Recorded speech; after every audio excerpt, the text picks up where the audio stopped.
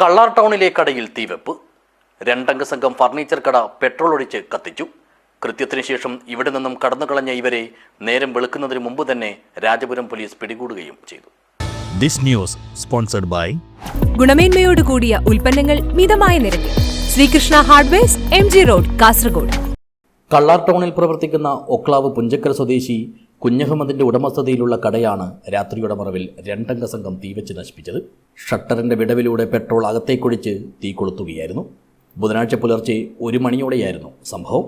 കട ഉടമയുടെ മകനായ PH സിദ്ദിഖ് കുഞ്ഞഹമ്മദിന്റെ പരാതി പ്രകാരം കേസെടുത്ത രാജപുരം പോലീസ് സമയോചിതമായ ഇടപെടലിലൂടെ നേരം പുലരും മുമ്പേ തന്നെ പ്രതികളെ പിടികൂടുകയും ചെയ്തു.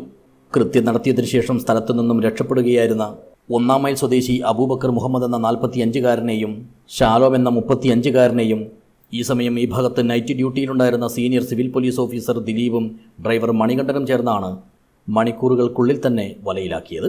തൻ്റെ പിതാവിനോടുള്ള വൈരാഗ്യം മൂലമാണ് ഇവർ കടയ്ക്ക് തീവച്ചതെന്നാണ് സിദ്ദിഖ് തൻ്റെ പരാതിയിൽ പറഞ്ഞിരിക്കുന്നത്. പ്രതികളുടെ അറസ്റ്റ് രേഖപ്പെടുത്തിയതിന് പിന്നാലെ പോലീസ് സേനയും വിരലടയാള വിദഗ്ധരും സ്ഥലത്തെത്തി തെളിവുകൾ ശേഖരിച്ചു. പ്രതികൾ ഉപയോഗിച്ച വാഹനവും കസ്റ്റഡിയിലെടുത്തു. കടയിലെ തീവെപ്പ് മൂലം 10 ലക്ഷത്തോളം രൂപയുടെ നാശനഷ്ടമുണ്ടായെന്നാണ് സിദ്ദിഖ് തൻ്റെ പരാതിയിൽ പറഞ്ഞിരിക്കുന്നത്. News bureau, Rajapuram.